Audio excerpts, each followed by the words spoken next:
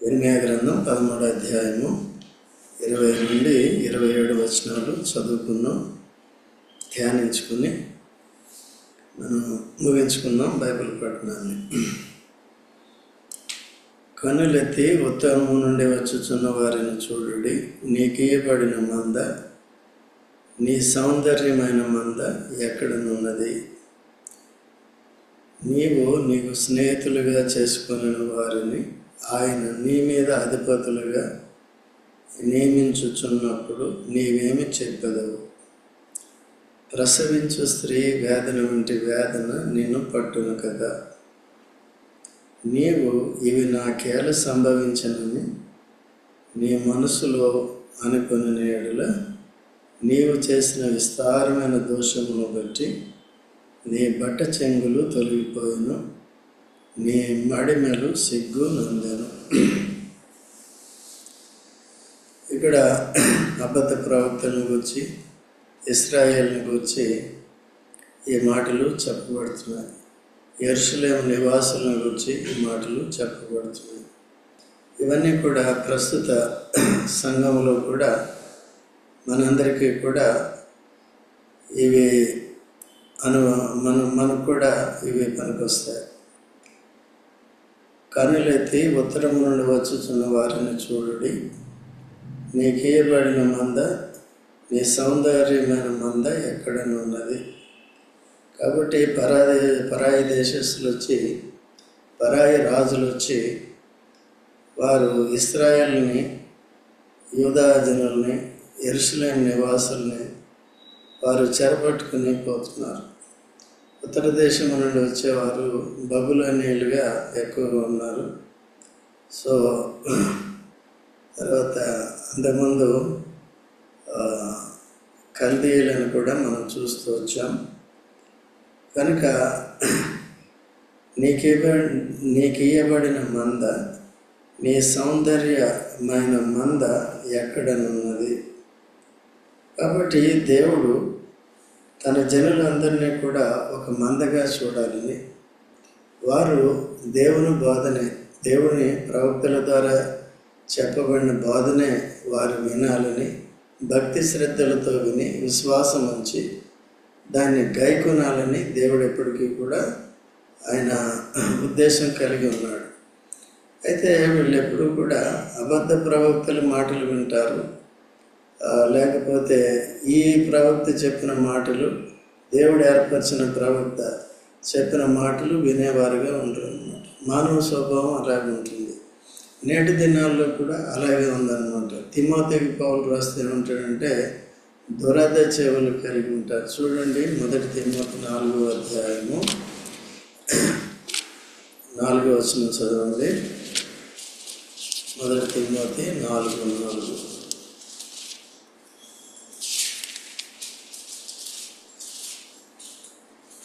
దేవుడు సృజించిన ప్రతి వస్తువును మంచిది, కృతజ్ఞతాస్తుతులు చెల్లించి పుచ్చుకునే ఎడల ఏది నిషేధింపతగినది కాదు. అది కాదు, దురద చెవులు కలిగి అనమాట. 2 తిమోతి చూడండి, 2 తిమోతి 4:4. ఇది 3 కూడా చదవండి. 2 తిమోతి. ఎందుకనగా జనులు దురద చెవులు గలవారై తమ స్వకీయ దురాశలకు అనుకూలమైన బోధకులను తమ కొరకు పోగు చేసుకొని సత్యమునకు చెవినీయక కల్పనా కథల వైపునకు తిరుగు కాలము వచ్చును. ఆల్రెడీ వచ్చింది. ఇక్కడ 3వ వచనంలో జనులు హితబోధను సహింపక, అటు అవిశ్వాసులు అలాగే మోసపోతున్నారు. విశ్వాసంలోకి వచ్చిన వారు కూడా, సంఘంలో ఉన్న వారు కూడా అలాగే మోసపోతున్నారు. సో హితబోధ అంటే సత్యబోధ, నీతియుక్తమైన బోధ, దేవునికి అనుకూలమైన బోధ, ఆ బోధను విడిచిపెడుతూ ఉంటారు. సో ఇష్టానుసారంగా జీవించడానికి, అవిధేయులుగా ఉండటానికి, విచ్చలవిడిగా తిరిగినిచ్చే బోధల వైపు వాళ్ళు వెళ్ళిపోతూ ఉంటారు. కాబట్టి ఇటువంటి వారికి ఏం పేరు పెట్టిందంటే దురద చెవులు కదా. చెవులు ఏముంటాయండి? దురద చెవులు. కాబట్టి అంటే మంచి మాటలు చెప్తే ఆ చెవులు విను, ఏ మాటలు చెప్తే దురద చెవులు గలవారై తమ స్వకీయ దురాశలకు అనుకూలమైన బోధకులను తమ కొరకు పోగు చేసుకుని సత్యమునకు చెవి నీ యొక్క కల్పనా కథల వైపు తిరుగు కాలములు. అందుకనే మనం కూడా ఎక్కువగా కల్పించినవి చెప్పం అన్నమాట. వాక్యంలో ఉన్న సాదృశ్యాలని దృష్టాంతాలుగా తీసుకుంటాం. ఈవెన్ అపోస్తలుడైన పౌలు కూడా అదే మాట చెప్తాడన్నమాట. చూడండి, 1 కొరింథీ 2వ అధ్యాయము. 1 కొరింథీ 2వ అధ్యాయము. 1 కొరింథీ 2వ అధ్యాయము 4-5 వచనాలు కలిసి ఉన్న చదవండి.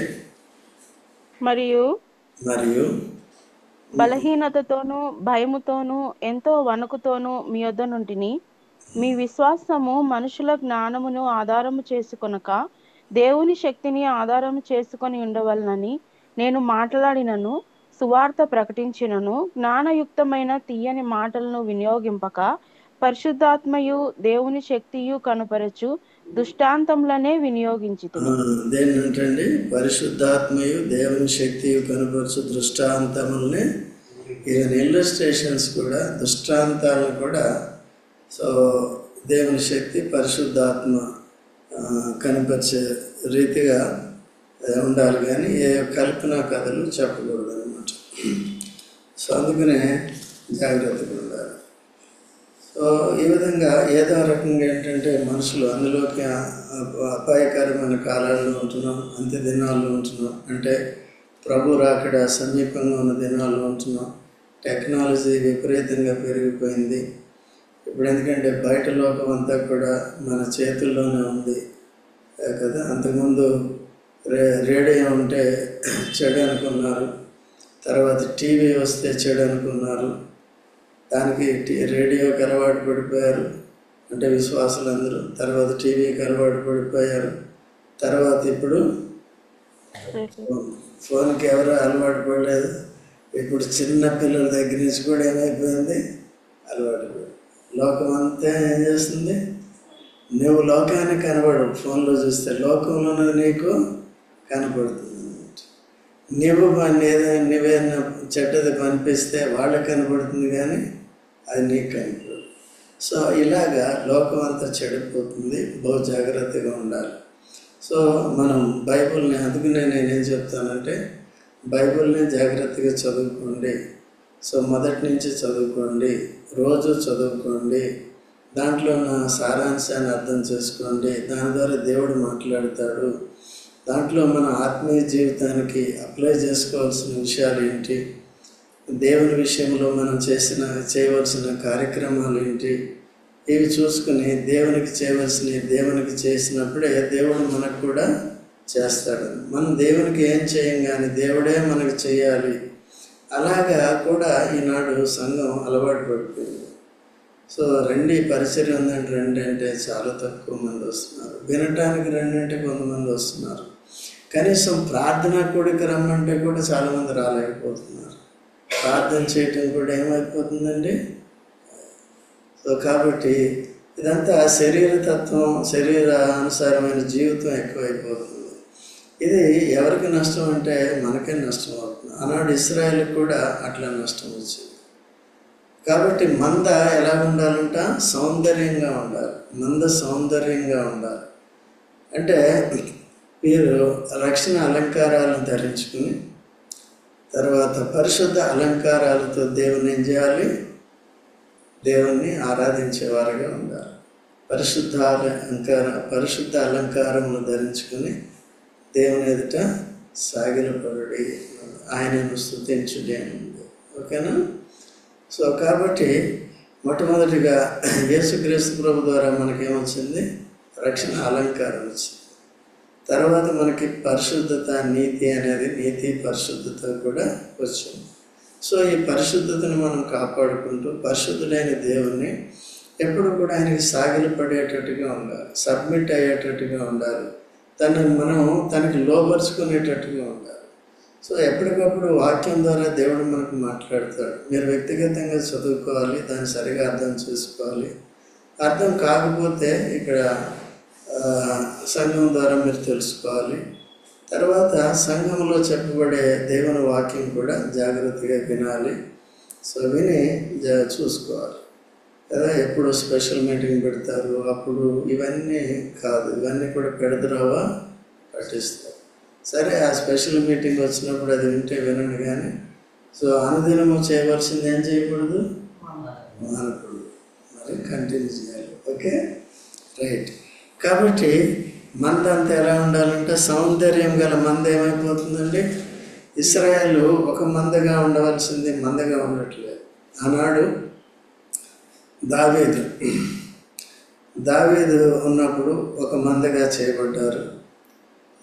వారు కూడా కొంతమంది నిరాకరించడం, కొంతమంది అంగీకరించడం, చివరికి అంతా కూడా కలిసి రావటం, దావీదు రాజుని ఎన్నుకోవడం, అటు ఇశ్రాయేల్ మీద 7 సంవత్సరాలు, మిగిలిన యూదుల మీద, యూదా ప్రజల మీద 33 సంవత్సరాలు అట్లా ఏలటం అనేది జరిగింది. తర్వాత సొలొమోను కూడా వచ్చాడు, కానీ తాను చేసిన పొరపాటును బట్టి తన కుమారుడు దినాల్లో నీ రాజ్యం విడిపోతుందని దేవుడు చెప్పాడు. అట్లా సొలొమోను కుమారుడు ఎవరు? రెహబాము రాజు అయినప్పుడు గర్వంగా మాట్లాడాడు. రాజున్నది ఎందుకంటే ప్రజల క్షేమాన్ని చూడాలి, చూస్తూ వారికి భౌతికమైన క్షేమాన్ని కలిగి చేస్తూ ఆత్మీయంగా వారంతా భక్తి కలిగి ఉండాలని, వాక్యాన్ని నేర్చుకోవాలని, దేవుని పరిశుద్ధ మందిరాన్ని నిరాకరించకూడదని, అక్కడ బలులు అర్పించాలని, ఇవంతా కూడా భక్తి గల దేశం. అదొకటి భూమి మీద ఎంతో సౌందర్యం గల పట్టణం అని కూడా ఉంది. యెరూషలేము మీదండి ఆత్మీయ సౌందర్యం కలిగినది. ఏమైంది? ఈ భక్తులు భక్తిహీనులైన కారణం చేత సౌందర్యం అంతా పోయింది. నేను కూడా బాహ్య సౌందర్యం ఉంచుకోండి, ఇంకేమైనా మెరుగులు పెట్టుకోండి, కానీ మరి ఆత్మీయ మెరుగులు కూడా కావాలి కదా. అదే, లేకపోతే ఇక్కడే లిప్స్టిక్లు ఇవన్నీ ఇవన్నీ పెట్టుకుని మెత్తుకుని రావడం అంత మంచిది కాదు. కాబట్టి దాన్ని బట్టి మనం ఆత్మీయ జీవితాన్ని కమ్యూనికేట్ చేయడం. అందుకనే పేతురు అంటాడు, ఏమంటాడు చూడండి, 1 పేతురు చదవమ్మా. 1 పేతురు 3వ అధ్యాయము 3వ చదవమ్మా. జడలు అల్లుకొనుటయు బంగారు నగలు పెట్టుకొనుటయు వస్త్రములు ధరించుకొనుటయును వెలుపటి అలంకారము మీకు అలంకారంగా ఉండక జడలు అంటే మన ఇండియాలో 2 జడలు వేస్తారు పిల్లలకి. ఓకే, అయితే ఇప్పుడు ఫారిన్ కంట్రీస్లో ఏంటంటే ఒక 100 ఉంటాయి జడలు కదా. అట్లా ఫ్యాషన్ కొరకు ఏది పెట్టుకో. ఏం చేయాలండి? సంస్కారంగా ఏదైనా ఉంటే దేశ సంస్కృతి, ప్రాంతీయ సంస్కృతి ఉంటుంది. ఆ సంస్కారం ప్రకారం ఉండాలి, కానీ ఫ్యాషన్గా ఉండకూడదు. ఇప్పుడు ఏంటంటే సంస్కృతి పెద్దలు మనకి పూర్వీకులు నేర్పించింది అట్లా నేర్పించారు. లక్షణంగా వస్త్రాధరణ ఇవన్నీ నేర్పించారు. రాను ఏమైంది? విరబూసుకోవటం ఎక్కువైంది. ఎక్కడ నేర్చుకున్నారు ఇది? అమెరికా వెళ్ళారు. అమెరికా నుంచి ఏమైంది? ఇప్పుడు ఇంపోర్ట్ అయింది. అక్కడ సంస్కృతి ఇక్కడికి వచ్చేసింది. అక్కడ సంస్కృతి వాళ్ళకి ఓకే, అది వాళ్ళకి తప్పు అనిపించదు, అది మనకి తప్పు అనుకుంటాం కదా. వాళ్ళది అట్లాగే ఉంది మొదటి నుంచి. ఓకే, మనది ఇదే. కాబట్టి ఇట్లా ఉండాలి. కాబట్టి జడలు అల్లుకొనుట, బంగారు ఊరికే పెట్టుకోవటం అంటే స్త్రీగా కనపడటానికి, స్త్రీ వేషం వేసుకోవటానికి 1-2 చెవులకో ముక్కుకో పెట్టుకుంటే పర్వాలేదు, కానీ సో మొత్తం అంతా కూడా నగలు మెడకి, తర్వాత చేతులకి, కాళ్ళకి అన్నీ దిగేసుకుంటే ఏమవుతుంది? చూడండి, ద్వితీయోపదేశకాండం 2వ అధ్యాయము 5వ వచనం చదవండి. ద్వితీయోపదేశకాండం 2:5.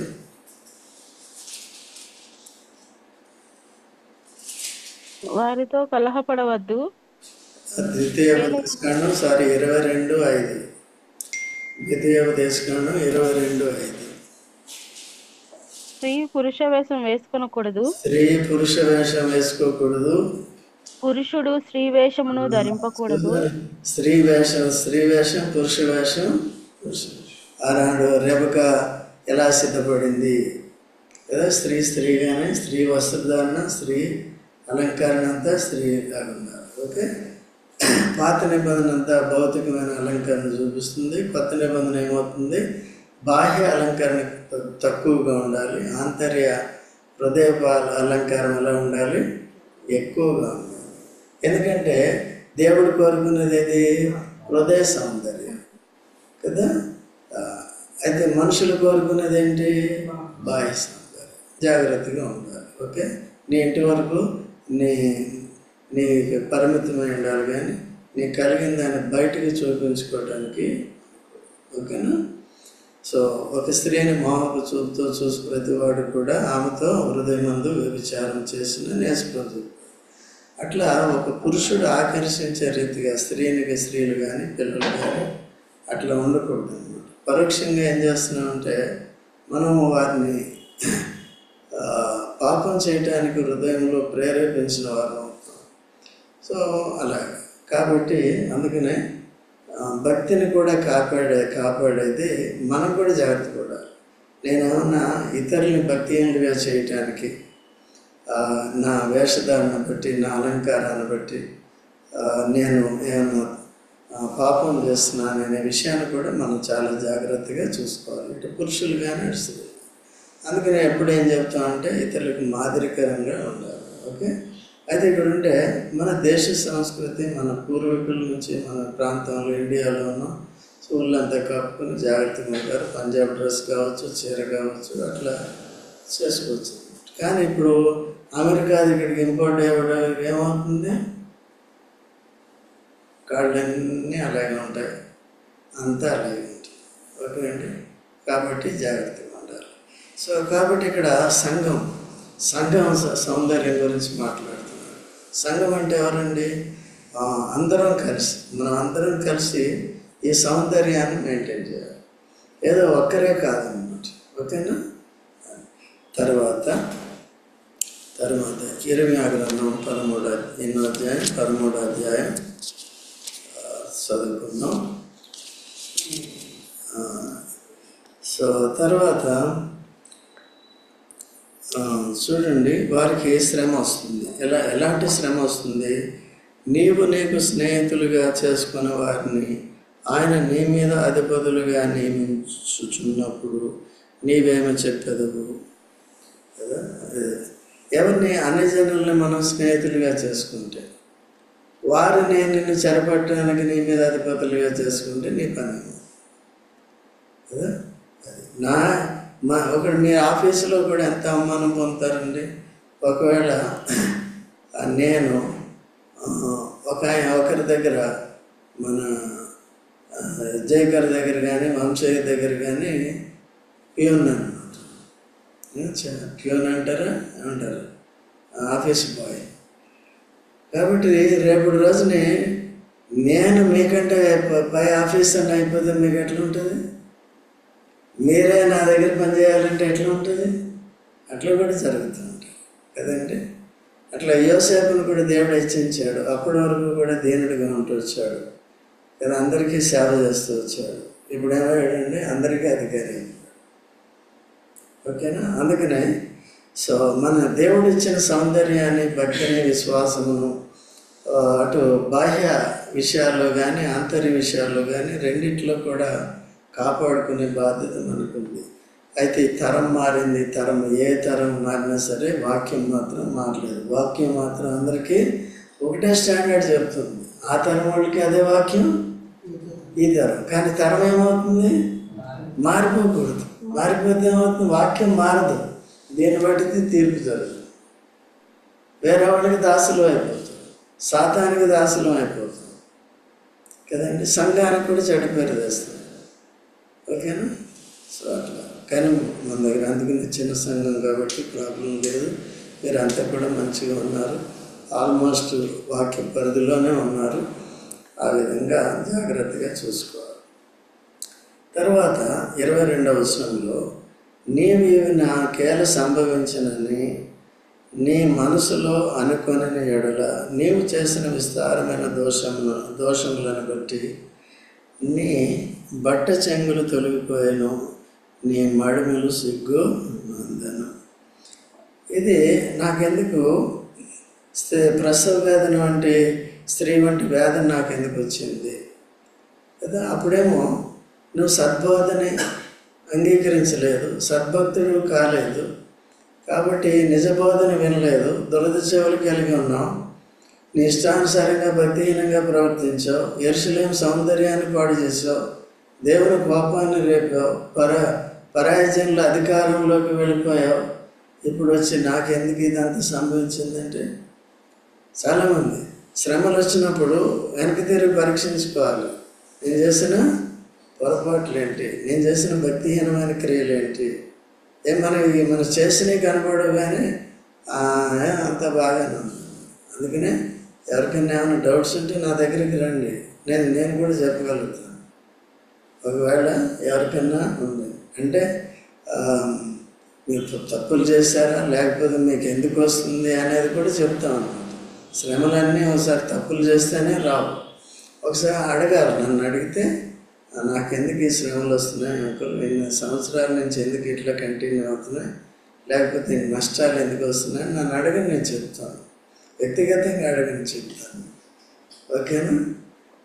మనం మార్చుకోకపోతే ఎవరు మార్చుకోరు? దేవుడు కూడా మార్చు. అంతా దేవుని దగ్గర నుంచి. చెప్పేవాడు దేవుడు లేదు, చెప్పేవాడు సరిగా చెప్పాలి. లేకపోతే నేను అబద్ధికుడిని అయ్యాను అనుకో, నేను లెక్క చెప్పవలసి వస్తుంది.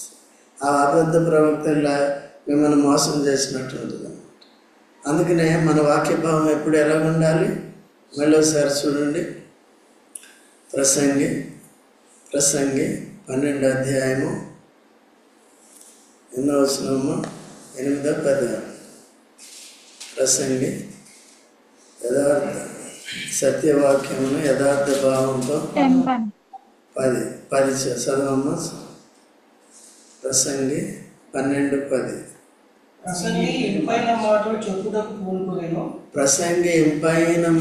చెప్పుటకు పూనుకొనెను. సత్యమును గూర్చిన మాటలు యథార్థ భావంతో వ్రాయుటకు పూనుకొనెను. దేనికి పూనుకున్నాడండి? సత్యమును గూర్చిన మాటలు యథార్థ భావముతో దేవుడు ఆయనకి జ్ఞానం ఇచ్చాడు. ఆయనకు అనుభవ జ్ఞానం కూడా వచ్చింది. ఎందుకంటే విస్తారమైన స్త్రీలను పెళ్లి చేసుకుని ఆయన ఏం చేశాడు? చెడిపోయాడు. ఆఖరి దినాల్లో, ఇంకా ముసలితనంలో, ఆఖరి రోజుల్లో ఈ మాటలు రాశాడు. కాబట్టి మానవ కోటికి ఏంటి విధి? దేవుని యొక్క ఆజ్ఞ, సత్యమైన ఆజ్ఞలు, వాటిని పాటించి దేవునికి భయపడాలి, దేవుని కట్టడల్ని అనుసరించాలి.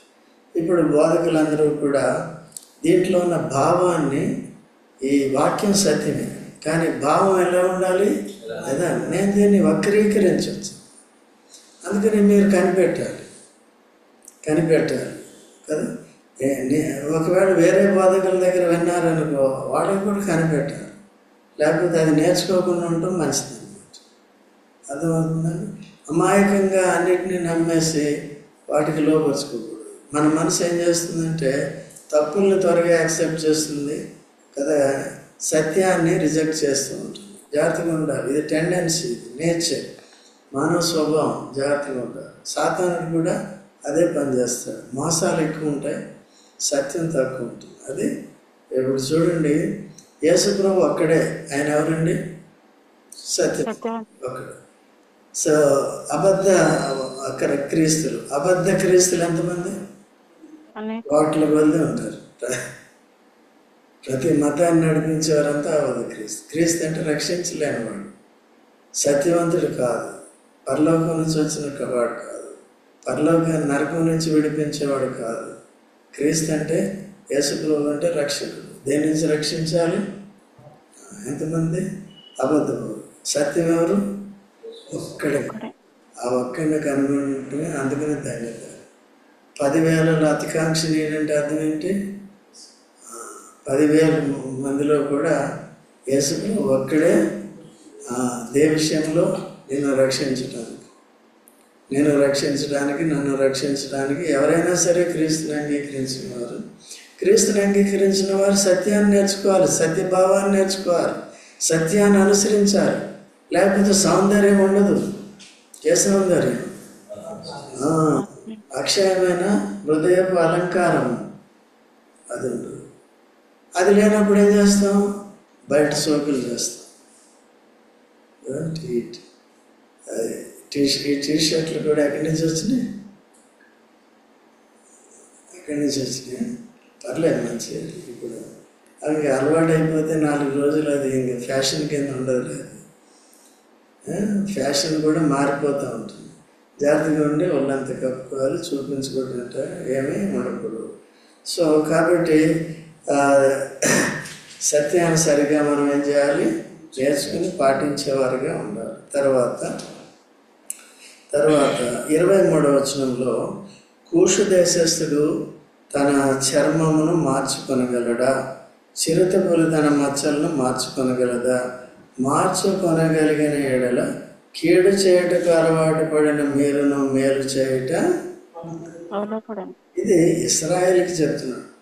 దేవుని ఎరిగిన వారు, దేవుడి చేత ఆజ్ఞలు ఇవ్వబడ్డాయి, మీ పితరులు సేవించారు, మేము అబ్రాహాము సంతానం అంటారు. అబ్రాహాముని విశ్వాసం లేదు, విధేయత లేదు, అబ్రాహాము అంటే భయం లేదు.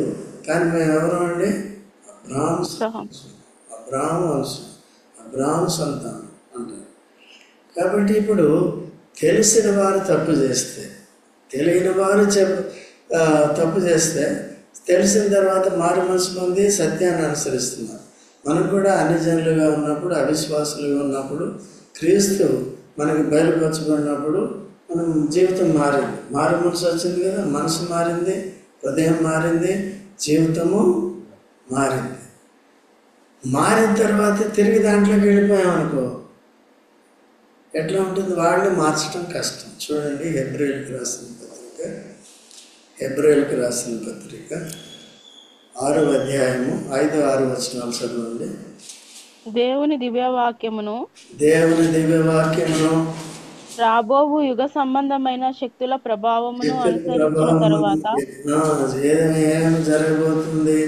దేవుని శక్తితో అనే నమ్మిన తర్వాత తప్పిపోయిన వారు తమ విషయంలో దేవుని కుమారుని మళ్ళా సిలువ వేయచ్చు బాహాటముగా ఆయనను అవమానపరుచుచున్నారు గనుక, అవమానపరుస్తున్నారు, ఎగతాళి చేస్తున్నారు. నిన్నటి వరకు యేసే రక్షకుడు అన్నాడు, నరకం నుంచి రక్షించాడు అన్నాడు, పరలోకానికి వెళ్తాడు, భూమి పంచభూతాలు లయమైపోతాయి అన్నాడు, మేఘారూఢుడై యేసు ప్రభు వస్తా అన్నాడు. ఇప్పుడు అన్నీ ఏం చేశాడు? వదిలేశాడు.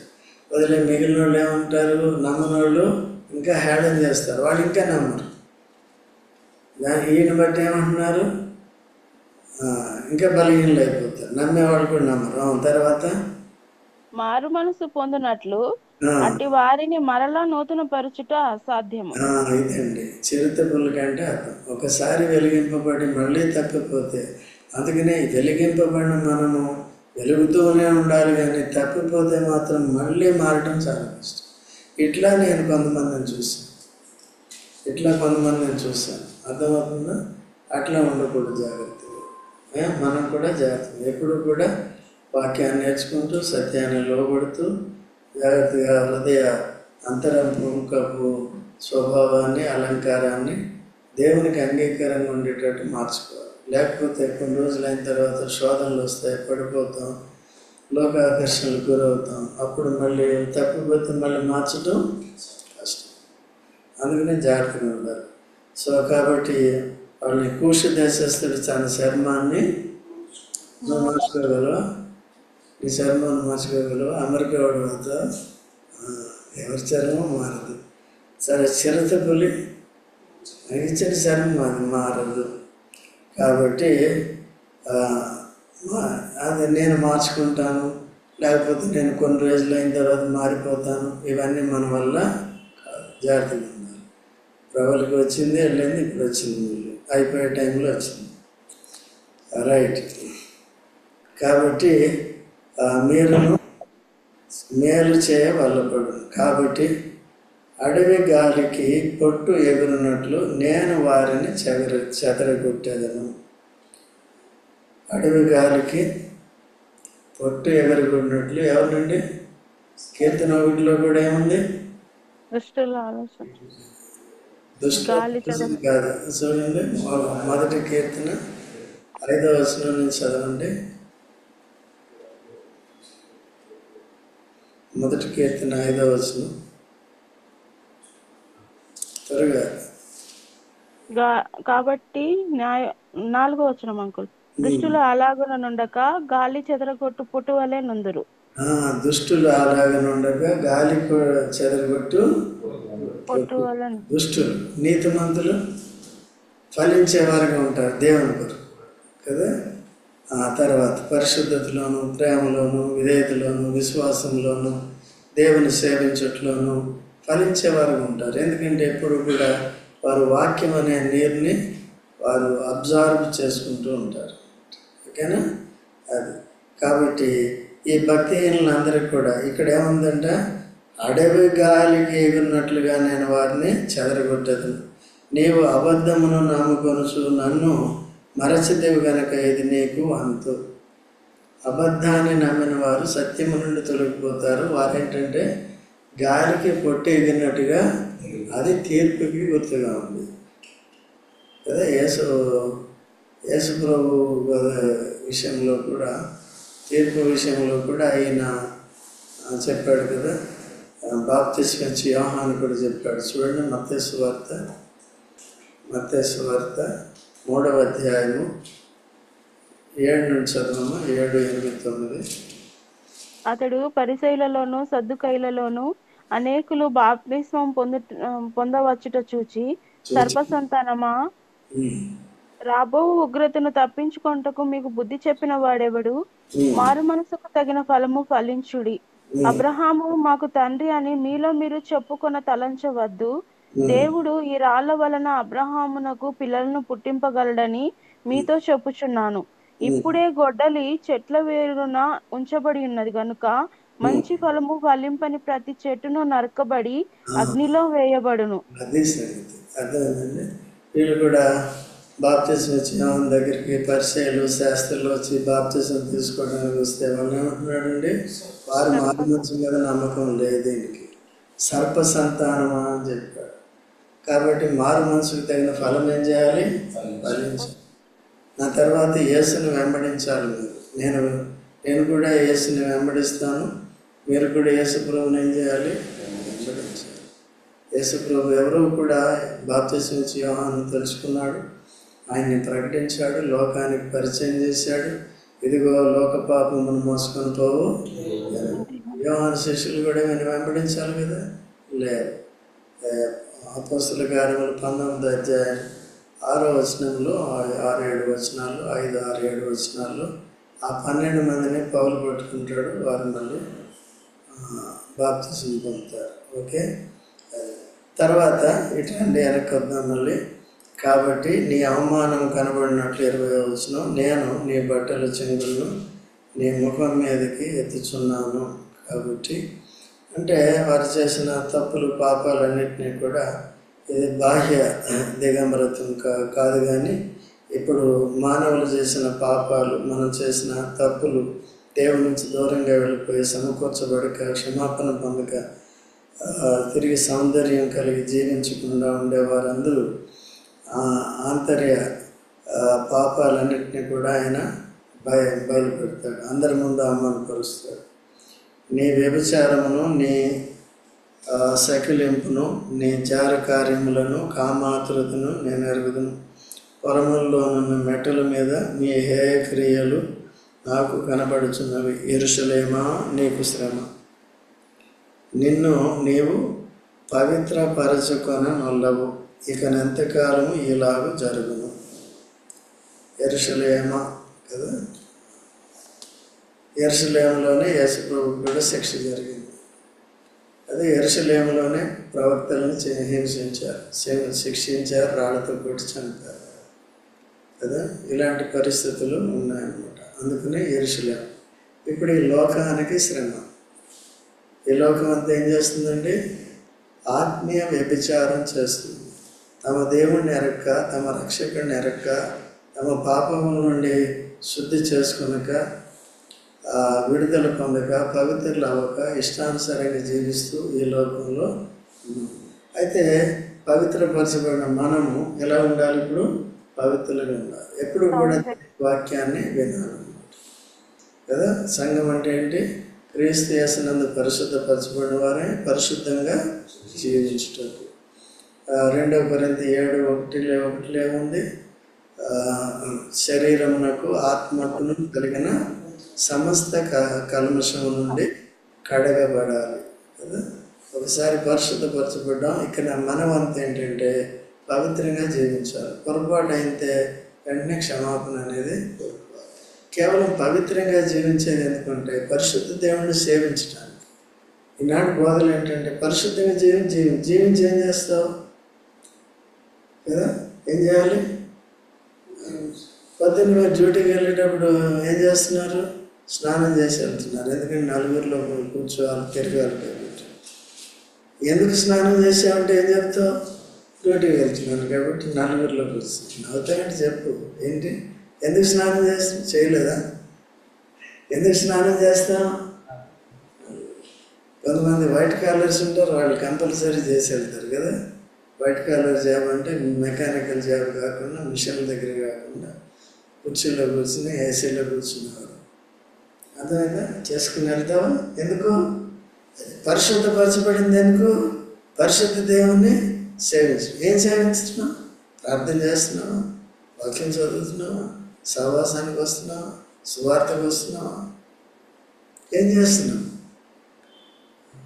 పొద్దున్న నుంచి సాయంకాలం వరకు చేసి అలసిపోయానండి. ఏం చేసావు? సొంత కార్యాలు చేసి దానికి వచ్చే ప్రతిఫలం ఏంటి?